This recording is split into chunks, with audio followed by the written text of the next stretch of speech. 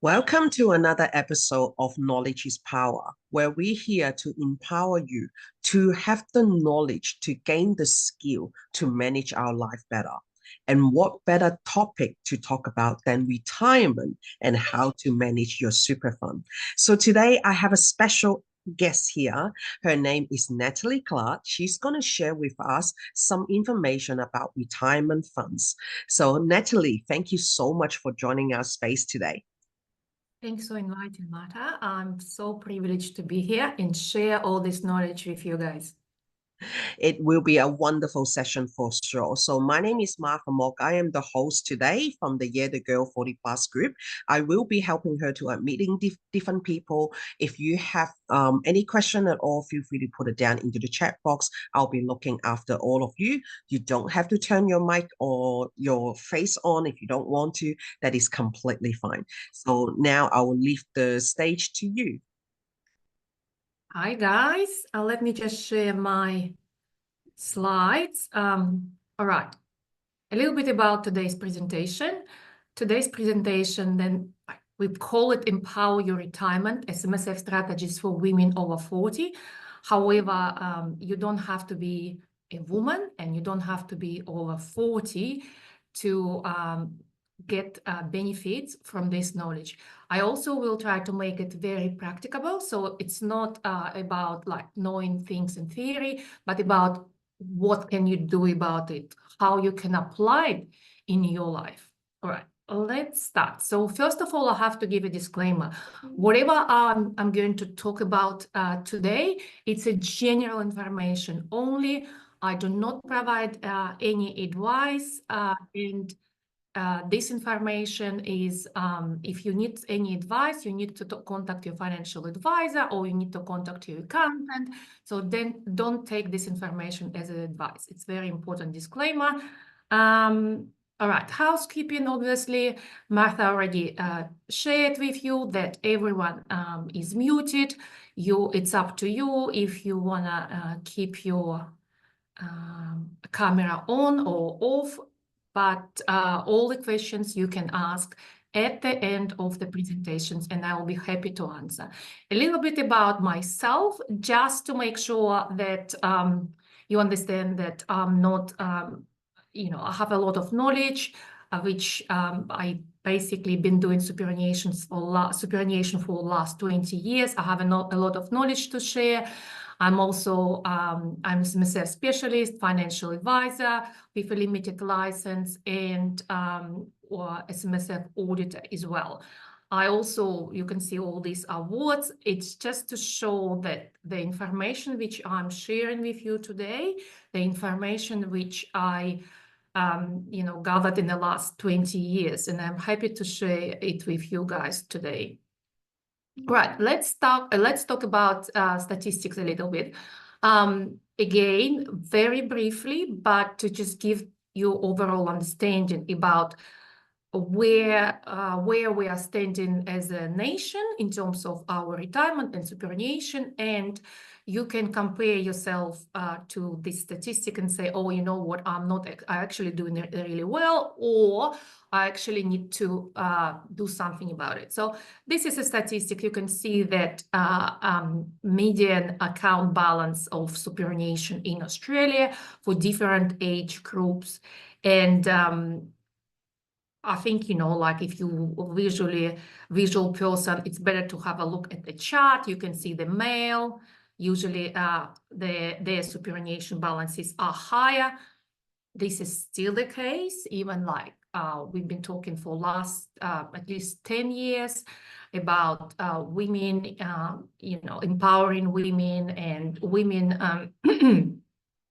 getting paid the same amount as men. Unfortunately, there is still a discrepancy. Again, it could be because of differences in wages, because men still sometimes paid more than women on the same position, and also because women take a break, say they have children.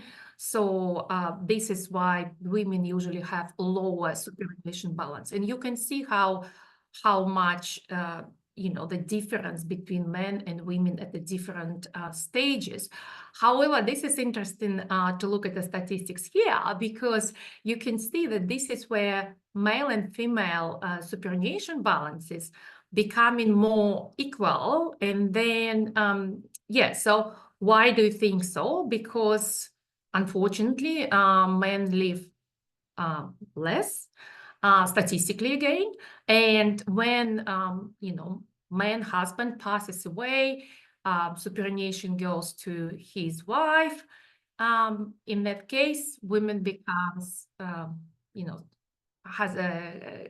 a superpower, and this is where her balance actually increases, because men's balance, you can see, from 60 to 74 doesn't increase, women's balance increases, and usually it's because she inherits their superannuation. So that's an interesting statistics. But if you look at the numbers, you can see that numbers are not high. So say you want to retire at 65, median balance for women 191,000. Tell me what you can do for 109,000 if you are if you're going to live till 90s or even hundreds, like a lot of people going to be. So this is all very, very concerning, all these statistics. Also, we can see, again, this confirms the statistics that men usually have much higher superannuation compared to female. Again, we have only 2022 latest ATO statistics, but female,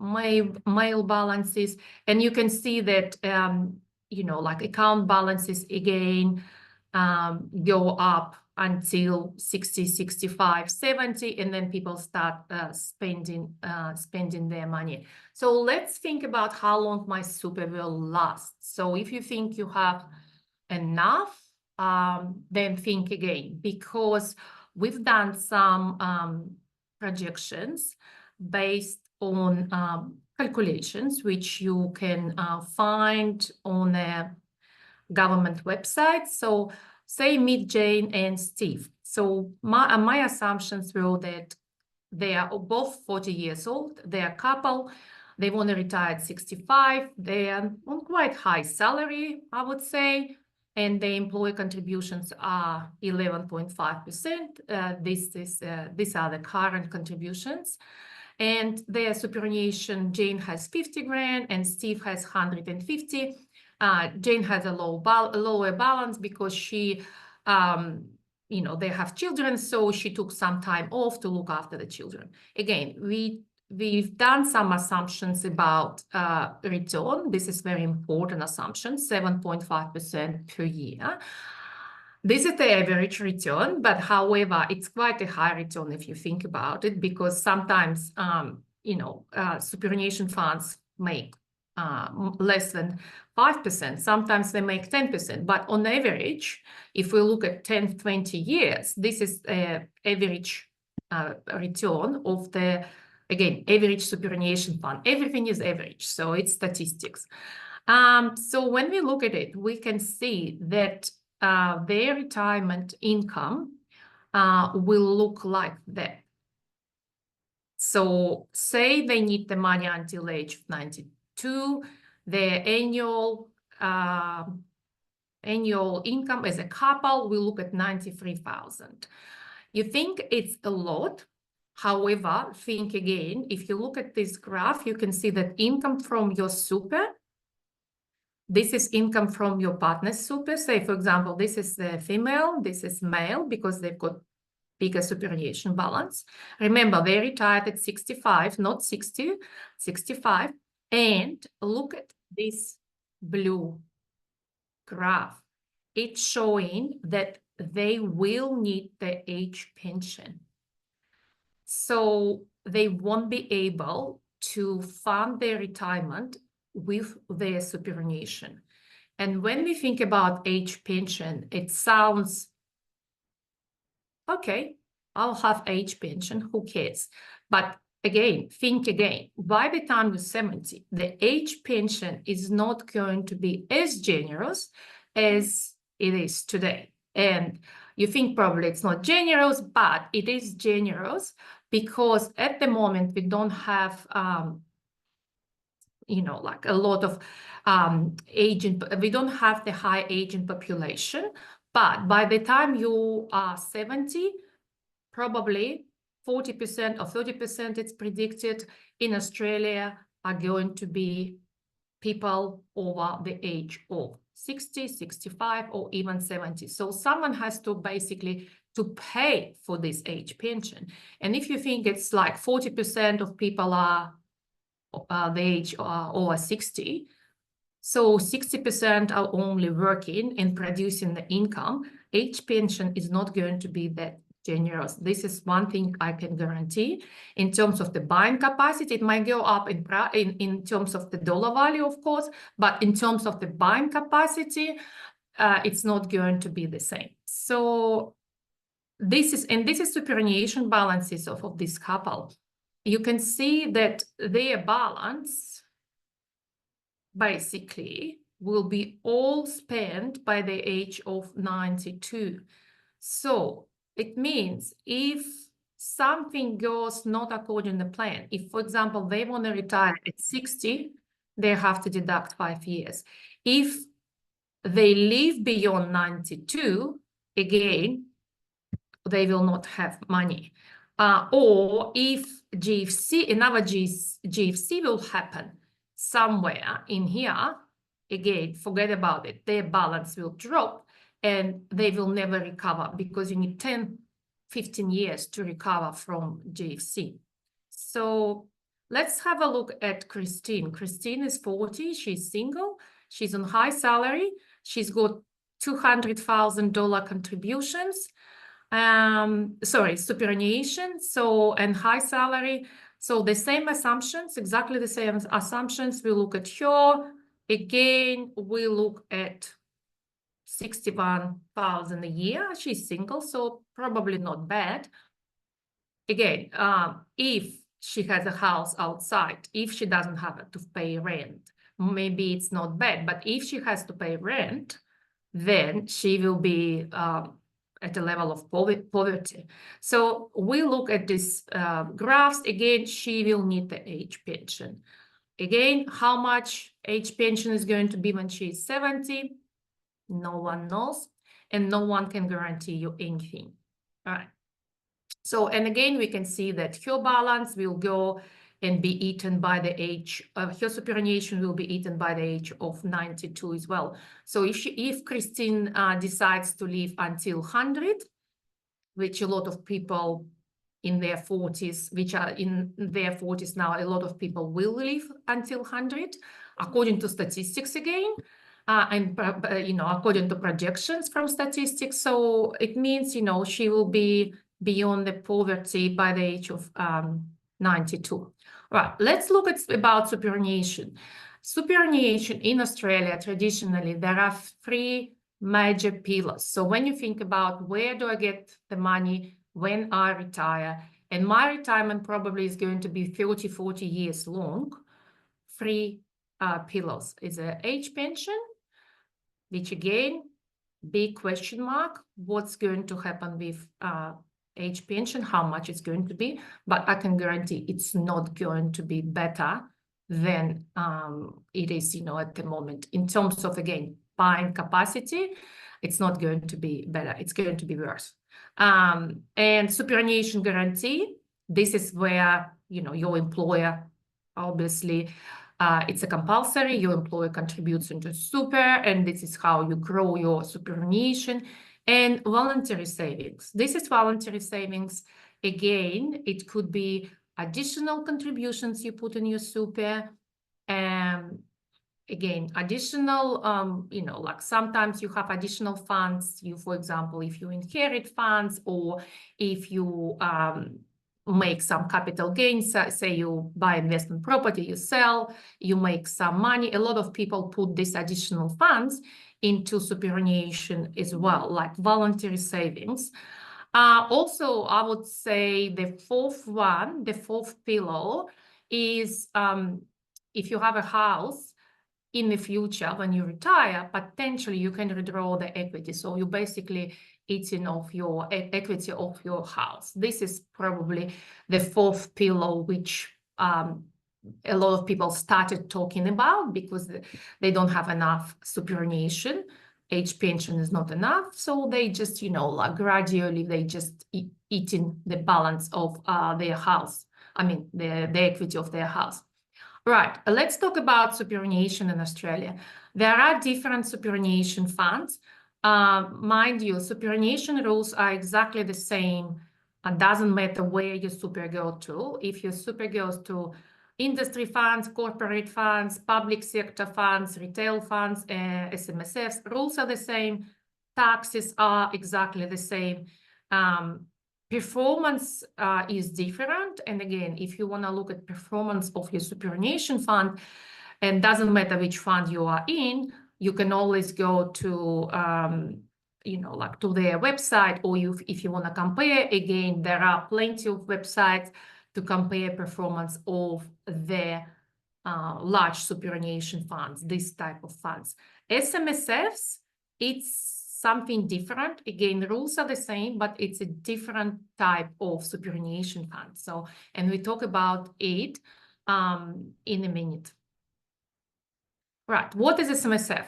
SMSF is a self-managed superannuation fund. In this case, all these funds, there are fund managers, people who are employed by these funds, and they manage your superannuation. They decide where to invest your money. They decide which managed funds, shares they buy based on your risk profile. The only control you have is tell to your superannuation fund, this is my risk profile. For example, I'm very risky investor. I want to, high growth, high risk portfolio, or I'm very conservative. I want really low risk, which means low return, but they manage your money. And guess what? If they manage your money and it's not their money and they're getting paid for it, what do they think they want? They want to stay secure in their position.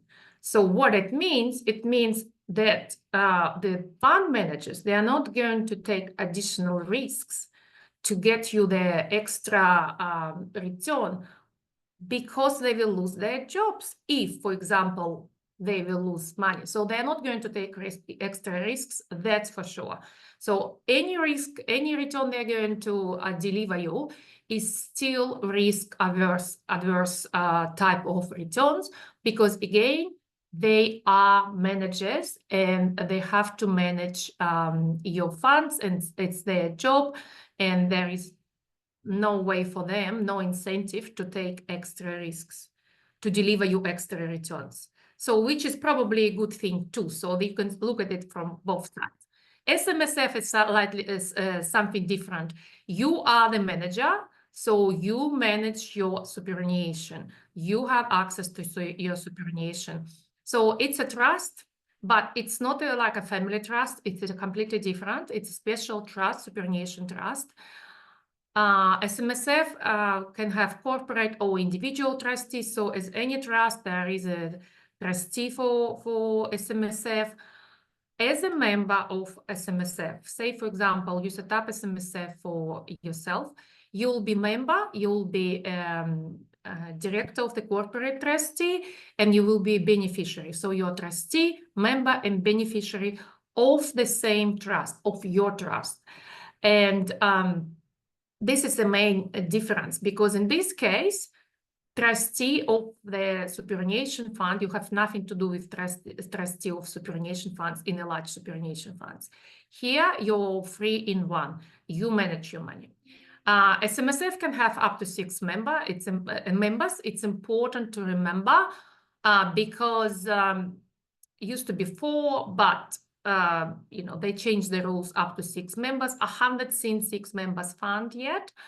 Most funds have one or two members. Two members, husband and wife. One member, obviously, you know, whoever is single. So all members are trustees, directors of the corporate trustee, and beneficiaries. So cannot employ each other. It's important. So if you want to go on SMSF with your employer, unless it's a relative, you cannot be in one self-managed superannuation fund. Why people want to have their own self-managed superannuation fund? Why? Control. So because, again, you have access to your superannuation, you decide where to invest your money, you choose the investments. A lot of people come to me and they say, we don't trust the government. This is actually very growing trend in Australia, because we do set up SMSFs like every week. Few people come to me and I set up SMSFs for them. So one of the growing area is like, I don't trust the government, I don't trust the banks, I don't want them to manage my money. Choice of investments could be that people say, you know, I can't dictate to my superannuation fund where to invest. And I believe, for example, in ethical companies or some, I don't know, people have, you know, like different reasons why they want to invest in certain type of the companies. And this could be a reason that why they want to set up a SMSF, because they cannot do it in their current superannuation fund. Property, you cannot buy property in your current superannuation fund. You can own the shares in a company which owns the property, or units in the trust, like property trust, whatever. But it's not like you physically own this property. So it's impossible to own the property in industry or retail superannuation fund, like physical property with a physical address, with your title, name, with your name on a title. I mean, superannuation name, but it's the same. So basically, people come to a conclusion they want to set up SMSF because they want to buy property. With the property, they have an opportunity to borrow. This is the other reason, because when you're borrowing, you're leveraging the bank's money. So you don't have to have 100% to buy the property up front. You can have only 20%. And this is the big reason for people to basically own something, to own property before they can save up for that property. Because this property, what they own via their SMSF, this property is their property in the future when they repay the loan, obviously, and when they retire. Estate planning could be easy in self-managed superannuation fund. It's a big area, but it's more flexible. Why it's more flexible? Because you are the one, you are the member, you're the trustee. You basically, whatever you need to sign, application or declaration or minutes, you sign it yourself. You don't have to send it to someone and wait for 3 weeks, 4 weeks, or whatever. Low tax in Australia, again, this is the rules and tax rules are the same in all superannuation funds. However, you don't see the effect of it because obviously all the taxes, all the expenses in the large superannuation funds, they are spread out through the thousands, millions of members. In SMSF, you can see the tax, a low tax effect in your, you know, like seeing the tax payable only 15%. Only 15%, you can understand, you know, why people buy property in SMSF, because buying property in your own name, you pay marginal tax on capital gain. Say, for example, you buy property in your own name, you sell it, you made the capital gain.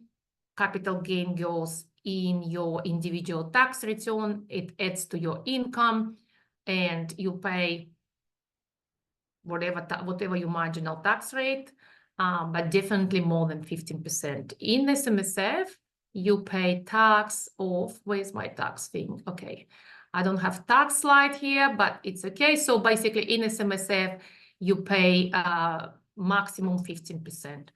If you hold the property for more than 12 months, you pay 10% capital gain tax. And when you retire, you pay 0% tax. So that's a very attractive structure. So just remember, lowest tax rate in Australia, maximum 15%, that's it. Right, why SMSF could not be a good idea? I have to disclose that as well.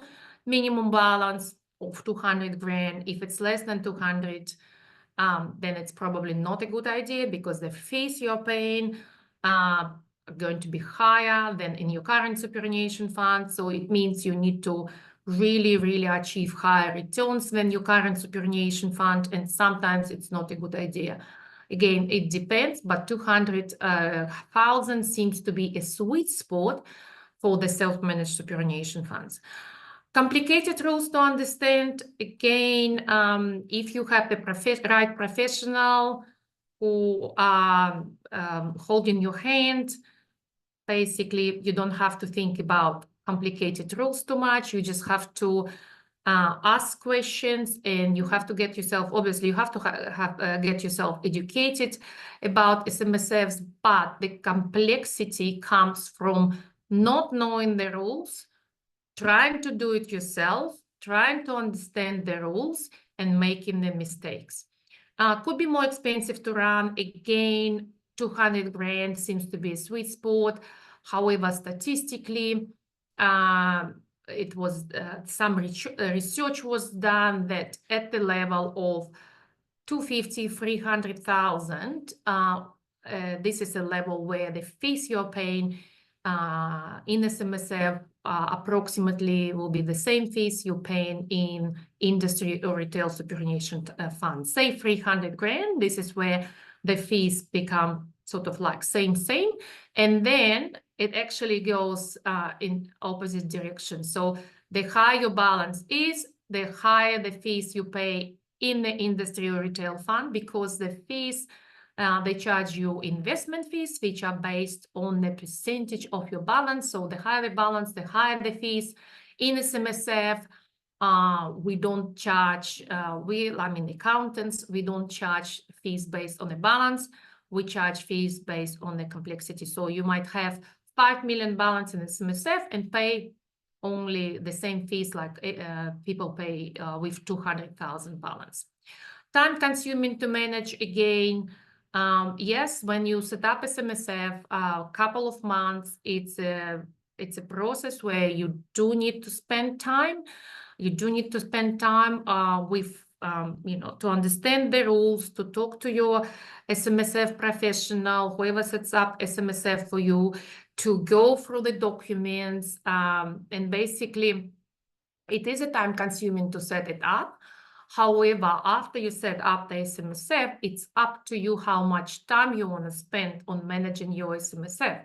What I mean, it depends on the strategy you choose. If you choose a strategy, say, buy and hold, say you buy the property, you hold the property, then technically you just need few hours a year to make sure you have all the records, to make sure you send all the copies of all the bank statements, invoices to your accountant, and that's it, because you'll have a manager managing the property.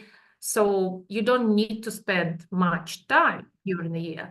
However, if you of someone who wants actively managing your super, so, and you say you wanna trade shares every day, of course you'll have to spend time. Of course it will take you time to manage your SMSF. So it's up to you in terms of the time. It could vary between few hours a year to few hours every day. I have clients doing actively doing share trading. They usually older clients, they love it. They do every day, they do a few hours of share trading with you, like in their super funds. And yeah, this is basic, but they love it. This is their choice. Financial knowledge required, again, when we go through SMSF establishment, we educate our clients, we provide all the information. just remember, information is the power. If you try to do it yourself, most likely you will make mistakes because there are a lot of little things which you don't know, and there is no information on the internet unless you spend, I don't know, like hours and days trying to search for information. So that's up to you. Investment losses, obviously, with I guess the main risk with SMSF is you invest and if you lose because of wrong choice of investment, it's your loss. So unfortunately, no one is going to recover it. There is no way you're going to recoup your losses. So just, your responsibility. So trustees' responsibilities, this is about the SIS Act compliance. And because there are rules around SMSFs, again, if you don't have a right advisor, a right accountant, it's very easy to breach the rules. But if you have the right professionals helping you, then they should be educating you on everything. 8 penalties to be aware of. It's about, again, if you breach the rules, if you do the wrong things, yes, there are penalties. But again, just don't do it yourself. Whatever you do, don't do it yourself, please. What assets can SMSF invest into? Property, commercial, residential, in Australia, potentially overseas. It's more complicated, but it is allowed under SIS Act. Shares, listed, unlisted, units in a listed unit trusts, managed funds. So all the typical investments could be done via SMSF. And it's your choice which, company you buy, for example, on stock exchange. Precious metals, this is very interesting. Gold, silver, it's totally allowed in SMSF. Cryptocurrency, we do have a lot of clients with cryptocurrency, and they are usually, if they do it themselves, they almost like guarantee making mistakes. So don't do it yourself if you want to invest in crypto. Collectibles, managed funds, I already mentioned. Cash, like term deposits. So that's basically almost any type of asset. All asset classes could be done via self-managed superannuation fund. With SMSF and investments, you have to understand you can do it yourself, but you don't have to do it yourself. You can always hire a professional and pay them from the SMSF. For example, you want to buy property, but you don't understand property. You can do research yourself. Again, some people do. Some people say, I want to actually hire a buyer's agent to buy a property for me in my self-managed superannuation fund. It's totally fine.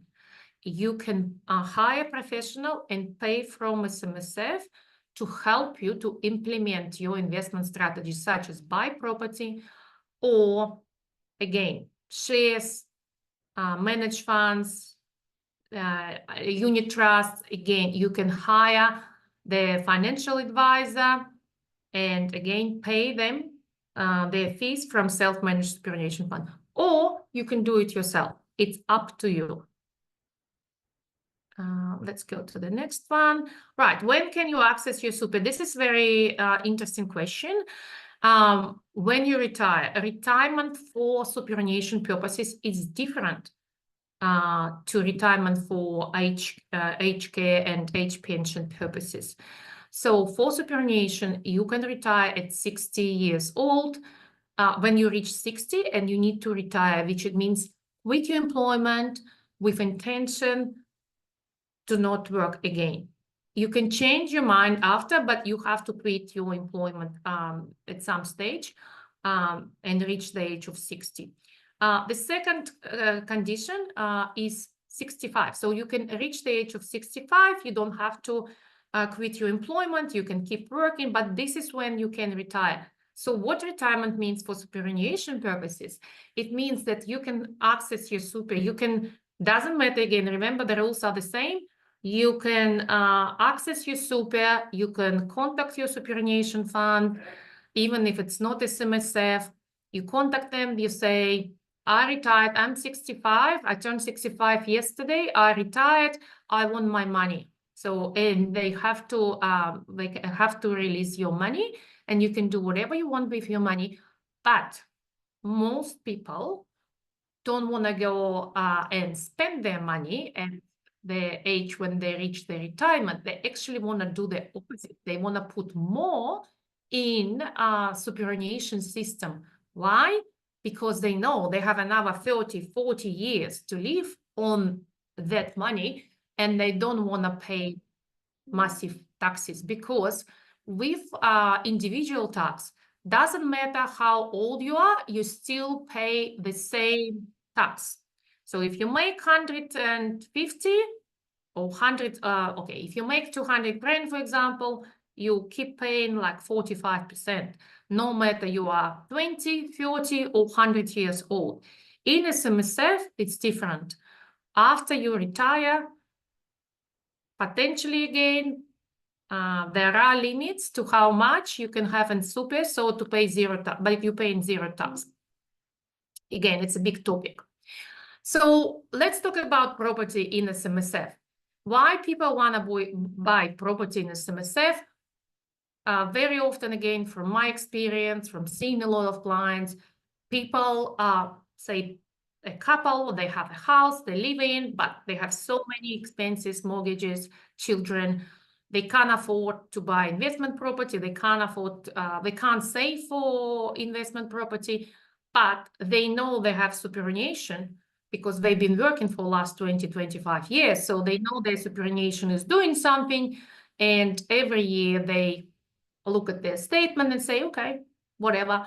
So owning the property gives them this ownership and gives them this feeling that, you know, a lot like Australians traditionally, and we all want to own the property. We all want to have investment, not all, but a lot of Australians want to have investment property. And this is the opportunity to own this property, to have this tangible asset, so which eventually it will become their asset. But even in SMSF, so technically superannuation is their money. It's just they can't use it, they can't access it, they can't spend it until these conditions. So, but this is their money. So they want to own the property. Potential capital growth, again, if you invest wisely, up to you. If you do research yourself, if you hire the professional to help you, property buyer, property educator, whatever, capital growth, leverage. So you leverage in the capital growth.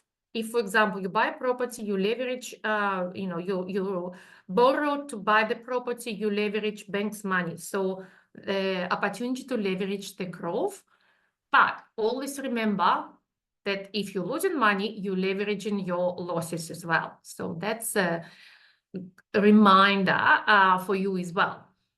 Rental income in retirement. So for example, you buy property, you repay the loan. By the time you retire, we are talking about superannuation retirement, property is paid off, you get in a rental income in superannuation fund, because property stays in the superannuation fund. Rental income, say 40 grand, no tax because of retirement, no tax. You take 40 grand, 40,000 out every year. It doesn't go to your individual tax return either. So basically, whatever your property will be making by the time you reach that stage will be taxed at 0%, and you take the money out as a pension because you'll be allowed after that stage, after you reach that. So you basically, you take the money out, you live on this 40 grand, no tax. That's a basically, you know, like no brainer, 0. So, and also zero capital gain tax. So if you sell your property, say you buy the property, say you're 40, you buy the property in a self-managed superannuation fund, you sell it, you keep it for 5 years, you sell it, you pay capital gain tax you make a capital gain, you pay capital gain tax of 10%. If you sell it after you reach the age of 16, retire, or you reach the age of 65, you pay zero capital gain. So even if you make $300,000, $400,000, $500,000, you pay zero capital gain. So, which is why a lot of people, when you understand it, you would say, why would I buy property in my own name and pay whatever marginal tax rate on capital gain? Yeah, there is a 50% discount, but still, if you make, like $300,000 and 150 is a discount, you still have to pay tax on 150. And no one likes paying taxes if you don't have to. So that's this is your opportunity not to pay tax. But again, only after you reach that age. But even before that, 10%. Its maximum capital gain is 10% if you hold the property more than 12 months. If you sell it in the first 12 months, I haven't seen anyone who would sell property in the first 12 months, then you pay 15% capital gain tax. So leave it after retirement. This is the other strategy and why people want to have property in SMSF, while one of the main rules in superannuation industry in general across all the superannuation funds, that you cannot use your superannuation until you retire. After you retire, you can do whatever you want. Next day, take all the money out and go on holidays or go, I don't know, spend it gambling, whatever. It's not a recommendation. I'm just trying to make a joke. So, but you cannot do anything with your super before you reach that age. So you cannot live in property. If you buy property with your super in a self-managed superannuation fund, you cannot live in this property. Your relatives, no, your children cannot live in the property, because very often people say, oh, but what about my children? No, they are your relatives. They cannot live in your property in the self-managed superannuation fund. However, after you reach retirement, after you reach this age, you can transfer this property out of the SMSF as a lump sum in specie transfer and live in that property, or your children or whoever you want to live in that property can live in that property. But obviously it has to be transferred out of superannuation system. Or if, for example, for some reason you buy property in the SMSF and you really want to live in it, later on, say 5-10 years later, you have enough money, but you want to live to buy property, but you want to live in this particular property, you can buy it from your SMSF, but you have to pay money to SMSF. So money have to go back to SMSF. So this is how you can deal with the property before retirement, if you want to live in this particular property, if you love it so much. So yeah, there are strategies. So again, what properties you can buy: commercial, residential, land, Airbnb, and more. So, but development sites, again, there are complexities. Complexity comes with doing development in SMSF. It could be done, but has to be really, really well planned with a specialist. So, yeah, with property development, for example, one of the rules, if no LRBI, limited recourse borrowing arrangement, basically, if no borrowing, if you buy property upfront with superannuation money, you can also do development with superannuation money. That's fine. So I have clients, they bought the house, they knock it off, they built 2 townhouses, all with superannuation money. They had enough to buy, to build, and they made money in super, and they paid zero tax because they were in retirement stage. Yes, that's possible, but you have to have money. If you're borrowing, no, you cannot do property development. Okay, rent to unrelated party. Obviously, again, this is one of the rules. You cannot enjoy your superannuation until you retire. Rent to related party only if it's a business real property. If you buy commercial property in SMSF, you can rent it out to your business. but it has to be at market rate. No more, the rent has to be no more, no less than whatever is market rate for this particular property. So that's a very important rule as well. But with commercial property, you can live in it. I mean, your business can use it. So, all right. What are limitations for the property in SMSF? Again, cannot live in it while it's in SMSF. LVR usually, I'm not a mortgage broker, but again, because I see it every day, LVR is usually up to 80%. Usually you need contributions to support loan repayments, because unless you have positively geared properties, which is very, very, very hard to find. So the properties like paying for the loan, because obviously loans are now so high.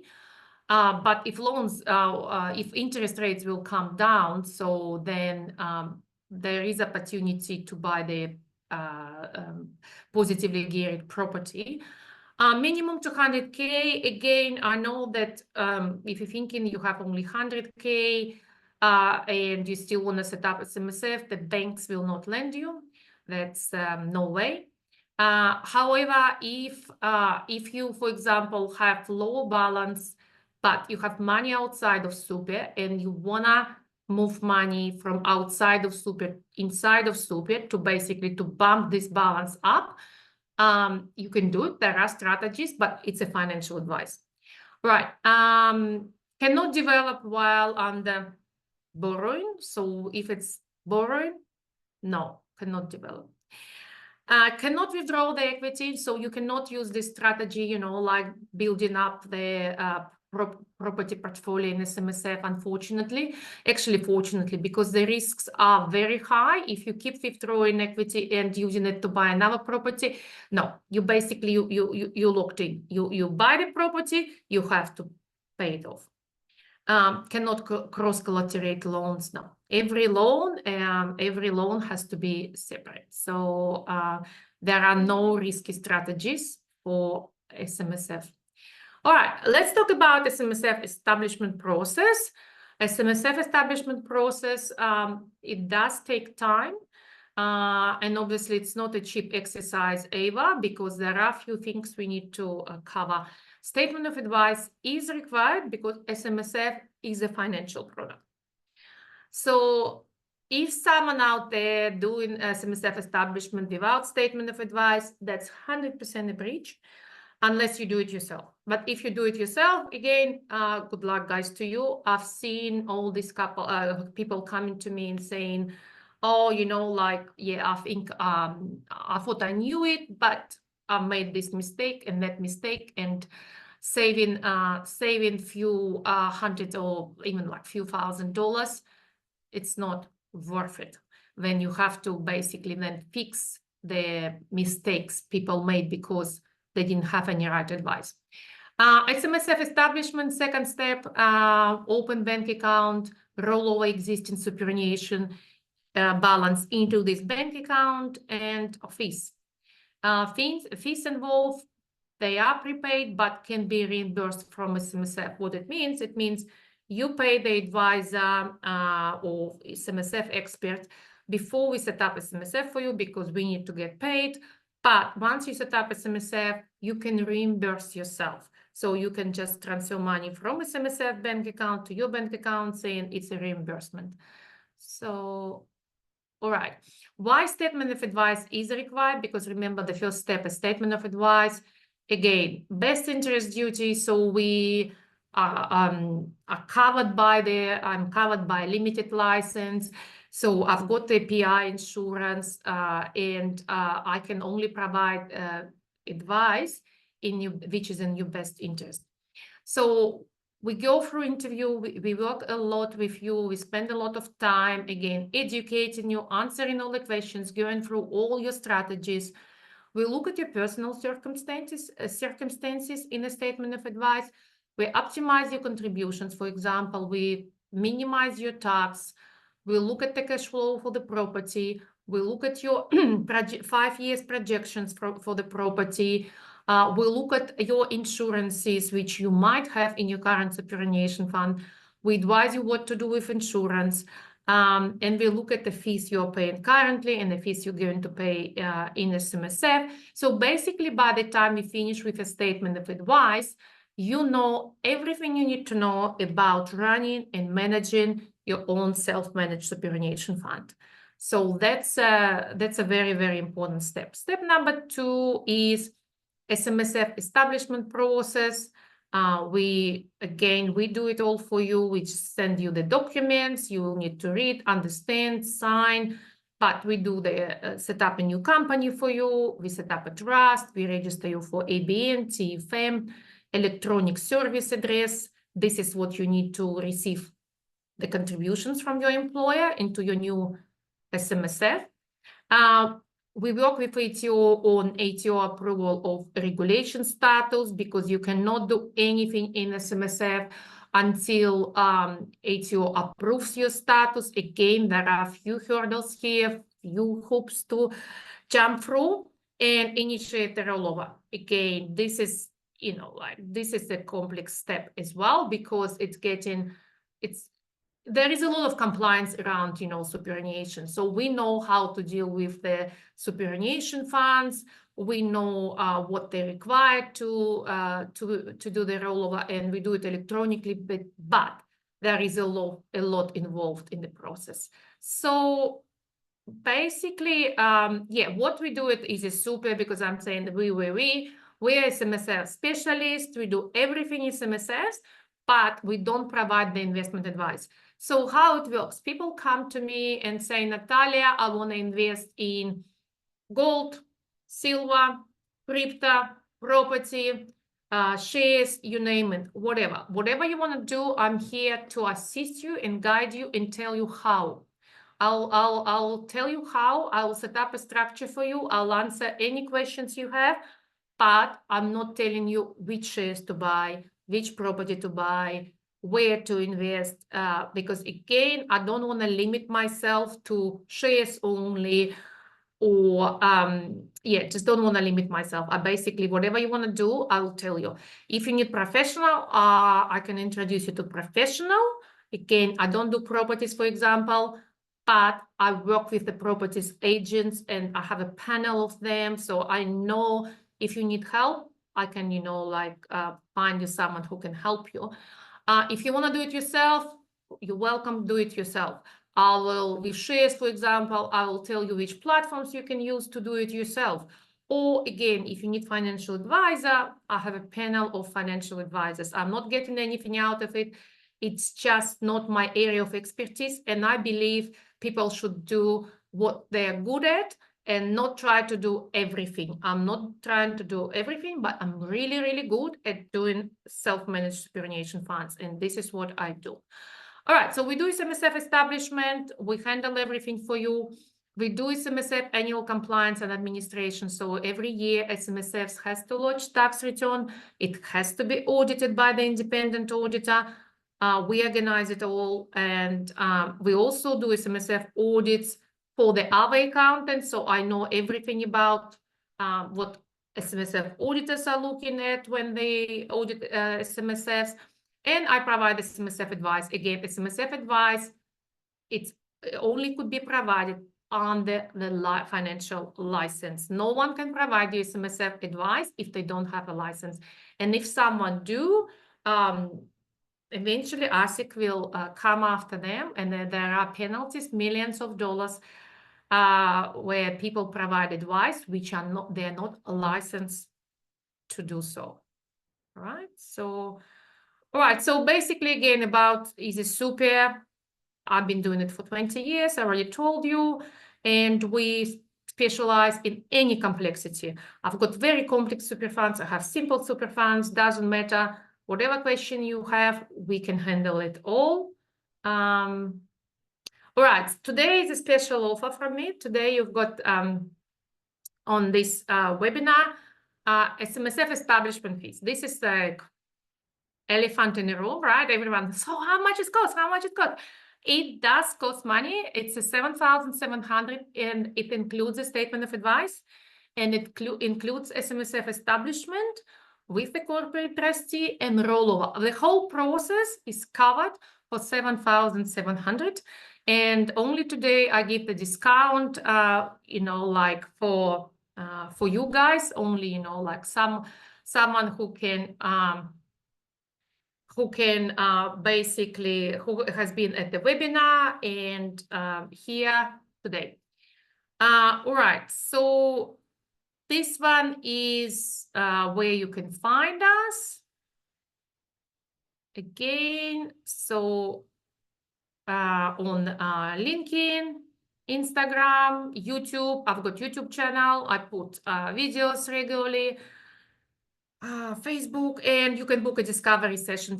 15 minutes discovery session is free. Again, I'm not going to provide you any advice during the session, but I can chat. If you have any questions, I can chat with you. But again, if you need the consulting, you need to book a consulting with me. Please not try to get information out of me, which I'm not allowed to provide you. Again, it's not worth it just trying to, save a couple of, like $1,000 by trying to get information here and there.